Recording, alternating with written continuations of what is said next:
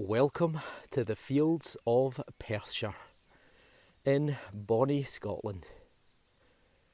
Now, if you've watched many of my videos before in the past, you might know that when I find something particularly good, I don't do a dance, I do a lie down. So this is a sign that you maybe want to pay a lot of attention to this video, because I think that I have just dug up another gold coin. I'm pretty certain, and if it's a button, I'm going to be mightily annoyed, but I'm pretty sure it's a gold coin. Stay tuned, you don't want to miss it, and it is not often you get to see my ugly face, so you're lucky I don't find gold stuff every other week. Welcome back to the fields of Perthshire. I hope you have all missed me. Had lots and lots of views recently. A few of the videos have done very well, so thank you all for watching. I must be doing something right. We're out again with the mighty XP DEUS II, and we're going for my favoured programme at the moment, which is Sensei FT, which I think stands for Sensitive Full Tones, if I remember rightly. And I am on this bit of set aside again. Now it's getting pretty long in places, but the good thing about this coil is it's quite good compared with my XP Gold Max Power V4 with cutting through this grass, because the grass, you can see, it's quite spindly. This is also where I got that beautiful medallion, the coronation medallion, recently. So I'm going to head up to that spot, because clearly if we missed that, we might have missed something else. Just me today, on my lonesome. I'm going to give it an hour or two, maybe 2 hours, and we'll see what we can find. So let's go and hunt. See you on the first hole. In all the excitement, yet again, I started right there, I walked to here, and in all the excitement I forgot to record, but we got a 60 on the nose, and quite a solid, consistent signal. 60 is not normally a number that I get, and I think here, do you see that right there? Is that maybe a button? Or is it a stone? No, that's a stone, I think. That is a stone. I think we've got the dreaded foil, haven't we? We do. We have got the dreaded foil. Damn. Oh well, not the start I was hoping for. On to the next. In some places you can see just how long the grass is, but this is the benefit of this coil versus my previous machine. It's pretty good at cutting through this wispy grass. And I've got a signal somewhere here. It's another 60, 61, 65, 69. It's a bit all over the shop. Maybe lead, maybe more tin foil. Let's see what we get. We are out in the plug. Sounding a bit better now. Maybe something small or something at a funny angle. Let's get the old pinpoint probe out. There's a man over in the distance who is on a bicycle who's stopped to smoke a cigarette. That's the epitome of living healthy, isn't it? Right, we're in here somewhere. You might get the buzz.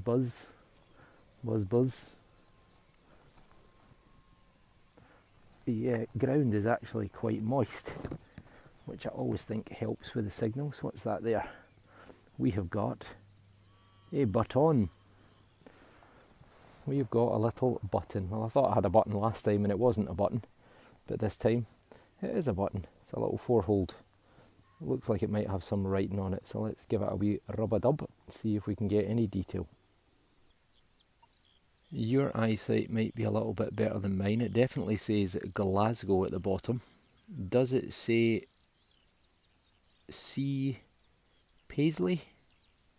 Glasgow. So I don't know if that's Paisley south of Glasgow, or if it's a man called, or a woman called C. Paisley, who was from Glasgow. So a wee decorated, well not decorated, a wee detailed little 4-hole button, and I'm guessing that's probably going to be from the middle half of the 1850 to maybe 1950, so not particularly old, but still it's a wee find. Important lesson, yet again, number of times this seems to happen. We've got another signal. Just scanned it before I tossed the clod back into the hole, and as I kicked it, I saw a bit of white, and it is, I think, a lead seal. It is. That is another one of these Russian lead seals. Let's give it a wee rub. Right, I'll give it a wee rub on the old trousers and see if we can make out a date. It is a little lead seal. You can see where the ribbon would have passed through. Some people call these bag seals, but these were attached to bales of flax that was brought over from the eastern part of Europe over towards the Ukraine, Russia, Lithuania, Latvia. This one I think is Russian, and you can see the date 1836, I think that is, 1836. And these were little sort of stamps of quality, of maybe even import tax, on bales of flax that came into Perthshire to be milled into linen. If any of you have watched my other videos, there are lots of these turn up in the fields around here because there was a huge amount of mills during the 17 into the 1800s. But it's a good find. Cracker. Good start. We have got yet another one. I only got the button just, it's hard to see for the length of grass, but just over there came the button and lead seal, and right here, 79, 80, 81. It's coin territory, isn't it? Well, let's see what we can find. Maybe a wee halfpenny? That would be nice. We have got a coin. It was very, very shallow. I barely got a tiny bit of mud out and it pinged out straight away. I think it was perfectly on its edge because I saw it as soon as the bit of clod opened up. It looked like it was on its perfect edge. Georgius V, George the Fifth. Big gorgeous George, there he is. There he is. Right, we should be able to get a date off this. 21, it looks like. Right, let me give it a wee rub-a-dub and see how good it comes up. It looks pretty decent.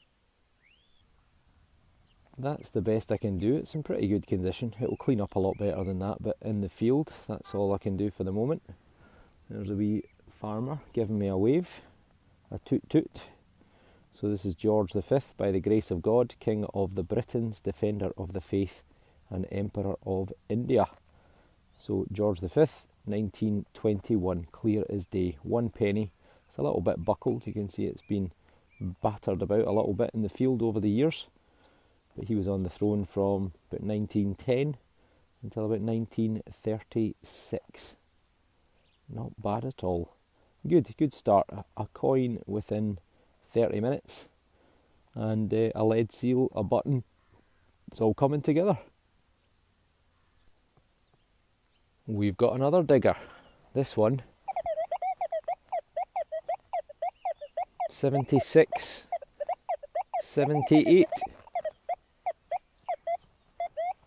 Well, only one way to find out. I think we've got a bullet. That's my clod, and in the bottom of the hole is not a whole one, not an unfired. It is a bullet casing. See if we've got any letters on the bottom. What do we have? Pretty corroded, but you can see the little dimple in the middle where it's been struck by the firing pin. And I suspect, because we're on an old military training range from the late 1800s through into 1960s, we think that this was given up, or maybe late 1950s. This is, I suspect, a 303 cartridge from a a rifle, like a Lee Enfield or such like. It was standard British Army issue military ammunition from the tail end of the 19th century through into the 1960s, I think it was. It's still in use today, but not by the military anymore. Oh well. We might have another coin somewhere here. 81, 79, 82. Maybe. I think I've got a wee knob. Well, let me rephrase that. I think I've got a doorknob. And I think I do. I think I do. It looks like it's copper, or maybe it's been brass originally. That, I suspect, is where it was attached to a drawer or such like. And there is the knob. So, probably off a piece of furniture brought into the field to be burned by the farmer, and all the metal bits get left behind. Oh well. Date wise, I'm going to guess sometime probably George III, so 1760s through to Queen Victoria, so 1900s, give or take. Still, it's a find. Well, I think we've got a deep one here. Didn't sound amazing to begin with. It came in at the low to mid 80s, but it was a bit scratchy. Taking the top, 4 or 5 inches off, and now 85, 86, but still sounds like it could be deep.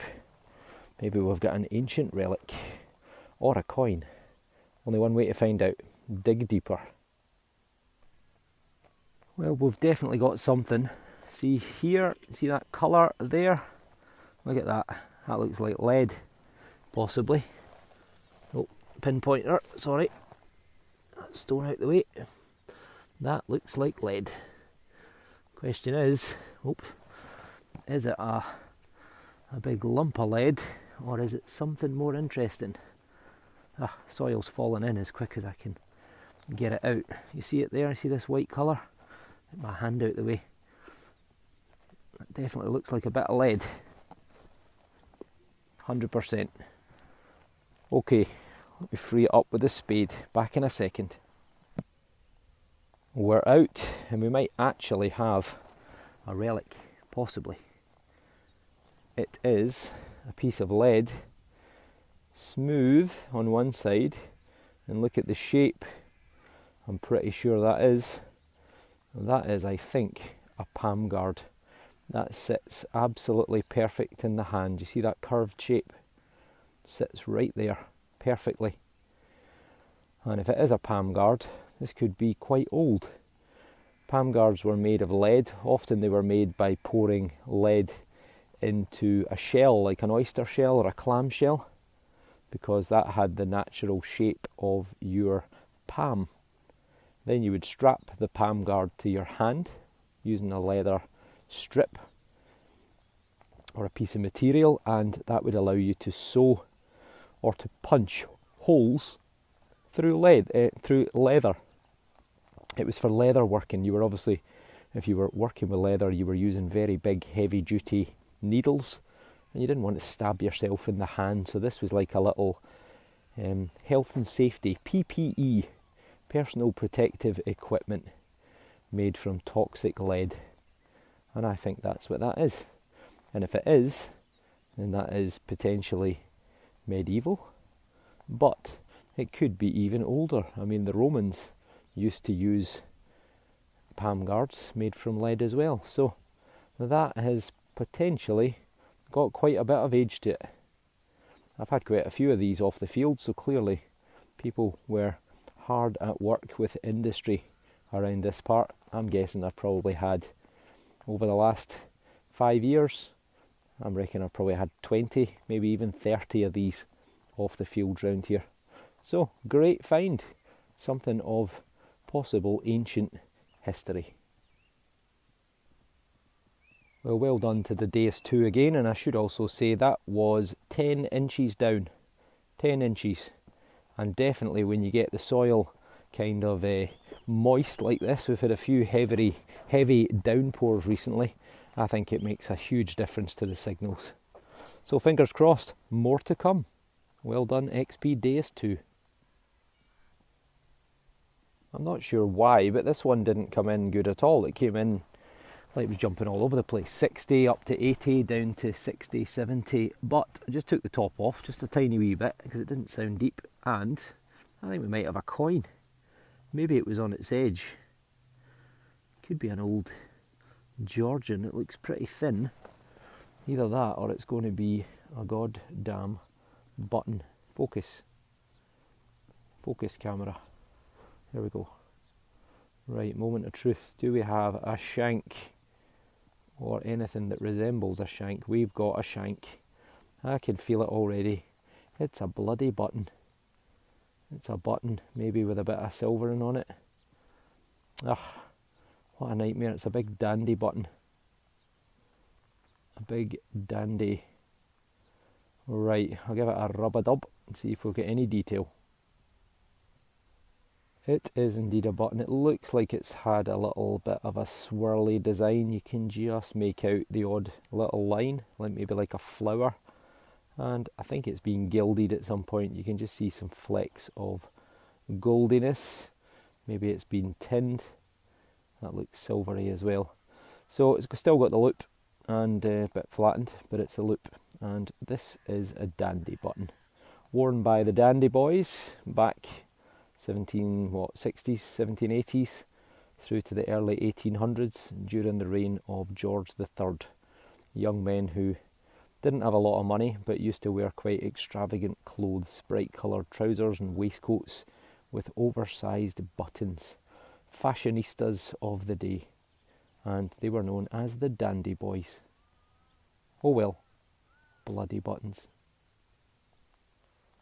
We have another one. This one is quite faint. This has me now made it up to where I found that Edward VII medallion, which may or may not be silverish, silver based, silver plated, who knows. And it's a little bit longer up here. These yellow flowers, I don't know if they're some sort of daisy. They're making the swinging a bit harder because they've got much thicker stems. So I'm just picking my way through the gaps, and here we have a faint one.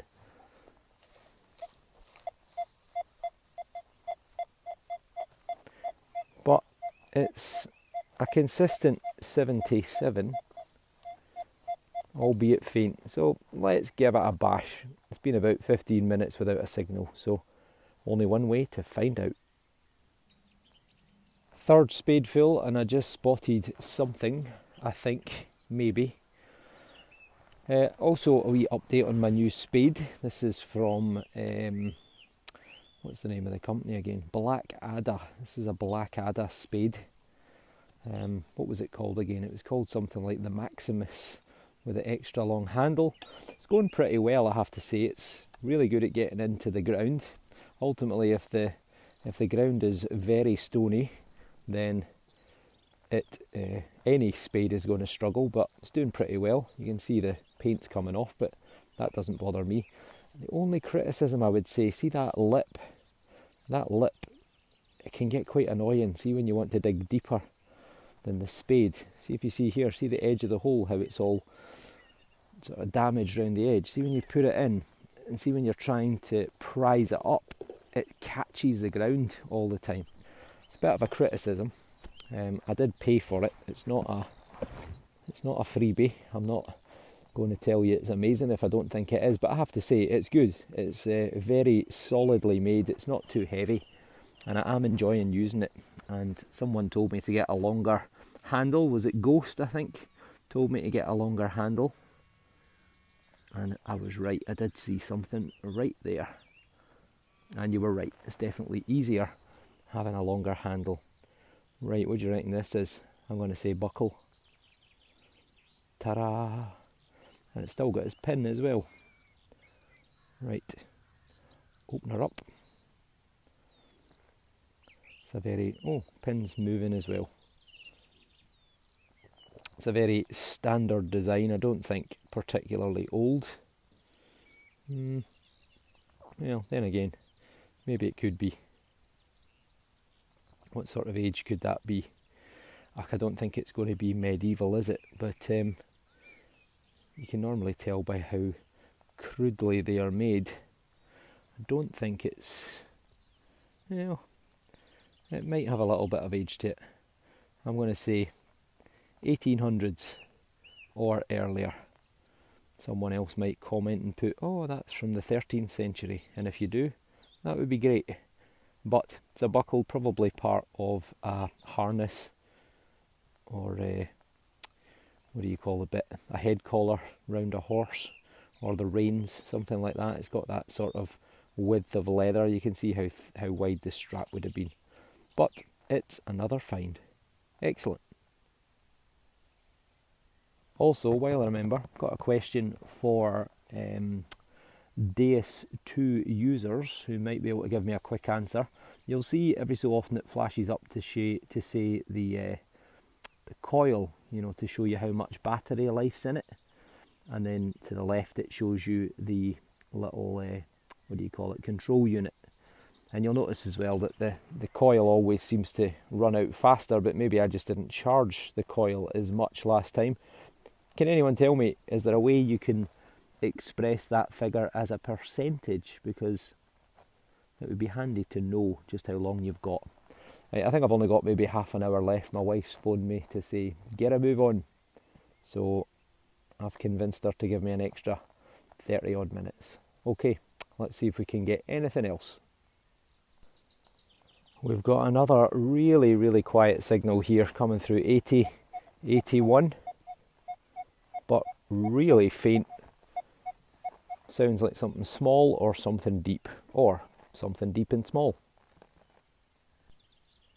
Well, it wasn't deep because I'm only down about 3 inches and it's somewhere in this clod.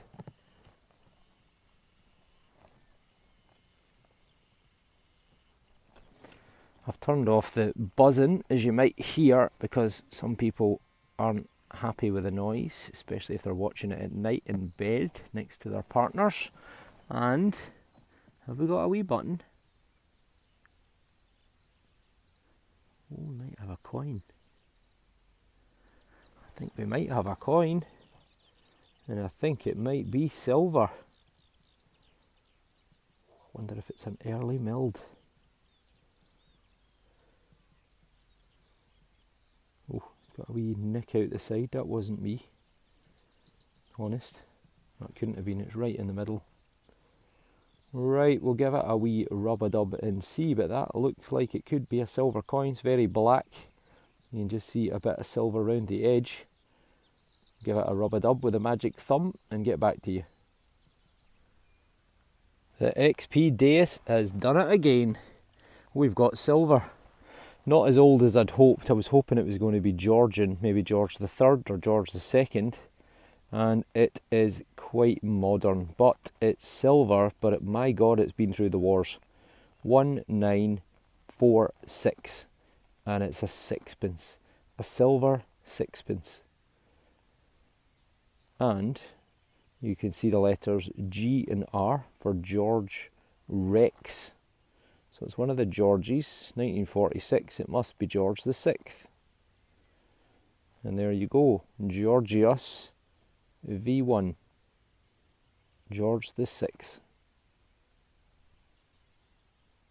George VI is the present Queen's father.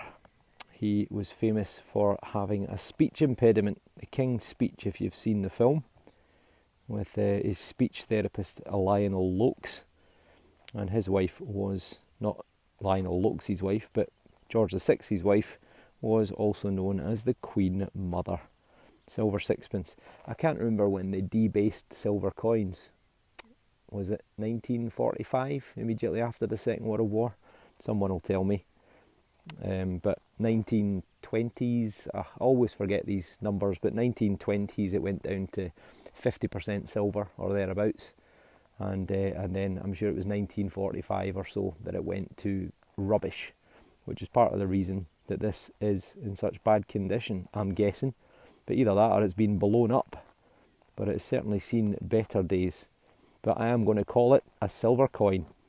Silver sixpence. You beauty. Well done to the XP DEUS II. We have two signals side by side. We've got one here, 70, 71, 69, and we've got another here. Sounds much better, 70, 71. Okay, let's go with the poorer one first, see what we get. God, that one took a bit of finding. But we've got a bullet. We got a bullet casing before, and now we've got a bullet fired from the casing. So again, I think we have got a 303. I think the 303 came in different lengths, and I think, oh, dropped it somewhere. There it is. I think 303s came in different lengths of bullet, and I think this is the longer version. I'm sure it's got a name. A 303 long. Let's go with that. So probably dates to the time of First, Second World War, sort of 1880s through to 1950s, 60s, when this firing range was in use. Oh well. Now, other signal was better, so hopefully it's not another bullet. Well, here it is, the bit you've been waiting for. I've had my little lie down, I've had a couple of minutes. I've looked at the little clod. I'm convinced I've got a gold coin. I don't think it's hugely old, but I think it is gold. As you'll know, I've had two gold coins. Took me, what, 20, 21 years to find my first one. Then I got a hammered gold coin at Detectorist last year, and I think I have just found my third gold coin and my first ever gold coin with the XP DEUS II. So stay tuned. Here it is, folks, about 6 inches down. You heard the sound, you heard the signal. It was a pretty sweet tone, came through it dead on 70 or 71, I've forgotten already, because I've been lying down for the last 10 minutes. And initially, you see that bit of white there? Pinpoint, buzzing. And I thought that that was a piece of lead. And I picked up the clod, and what did I see? What is that right there? That, I think, is the edge of a milled coin, and it's gold. Look at it shining. That has got to be gold. Surely that has to be gold. Man, right, let's open that up a bit. Oh, oh, oh, oh. Right, moment of truth. Oh, not quite. Oh, it is. It's a gold coin. We have got another gold coin. You absolute beauty. And I think it's a rare one. I think that's Edward. He's facing to the right hand side. I think that's Edward the 7th. Is it the 7th? Oh, I don't know. My brain has gone to mush. Right, part 2, reveal. Let's get that out. Get that off. Oh, I'm shaking. Get off. Right. There we go. We've got it. It is a gold coin. You beauty. Unbelievable. I think it's a half sovereign. It looks the same size as the other gold coin that I got from this very field. In fact, probably less than 100 metres away from this spot. Doesn't look in too bad a condition, does it? I think it's in good condition like the other one was. Okay, I'm going to have to go and give this a wee gentle wash in the stream. I'll be back in a second. Look at it shining. Unbelievable. 22 years of metal detecting. It took me, what was it, 21 or 20 years to find my first gold coin, which was a half sovereign from 1914, I think it was, or 16, George V. Then at Detectiveville last year in September, I found a quarter gold noble of Richard II from 1377 to 1399. And it seems gold coins are like buses. My XP DEUS II has just found its first ever gold coin. And look at that. It's in pretty good condition. It's got a little dink just up here, just where the letter D and G are. It's difficult to see, but take my word for it. It's got a few scratches on the face, on the forehead, but otherwise it's in pretty good condition. Glimmering in the evening sunset. And on the back we have got George slaying the dragon. Let me zoom in. And we have got the date 1910. It is a beauty. An absolute beauty. Look at that. I went to go and clean it in the stream and there's no water. It's gone dry. So I've just given it a gentle dusting. Just the soil sort of dried up and just flaked off. But that's as much as I'm going to do for the moment. But that is a gold coin. A half sovereign which used to pass for 50p back in the old days, believe it or not. Still legal tender. You could spend this in a shop today, and despite being worth probably hundreds of pounds, it's still only got a face value of 50p. Edward VII, by the grace of God, King of the Britons, Defender of the Faith, and Emperor of India. 1910, and he's one of the rarer kings. Edward VII was the oldest son of Queen Victoria and her husband Prince Albert. Oh, he had to wait over 60 years, or around 60 odd years, for his mother, Queen Victoria, to die and for him to take the throne. And he took the throne in 1901 and he died in 1910. So this coin's from the year that he passed away. He was the Playboy Prince. His nickname was Bertie. Some people, I think, also called him Teddy. And he was often at odds with his mother, who didn't approve of his playboy lifestyle. He drank like a fish. He smoked 20 cigars and 40 odd cigarettes a day. He drank lots of alcohol. He womanized, and he paid the price. I think he died in his mid-60s, late 60s. But that is a solid gold coin, and I am over the moon. Absolutely over the moon. Right there, bullet next door. And I'm not far away from where I got the medallion, maybe 20 metres away from where I got the medallion, which is also, interestingly, of Edward VII. So could they be connected? You beauty. Right, I'm going to have a scout around, see if I can see anything else, see if I can find anything else. And if not, oh, who cares? Because I'm over the moon with this.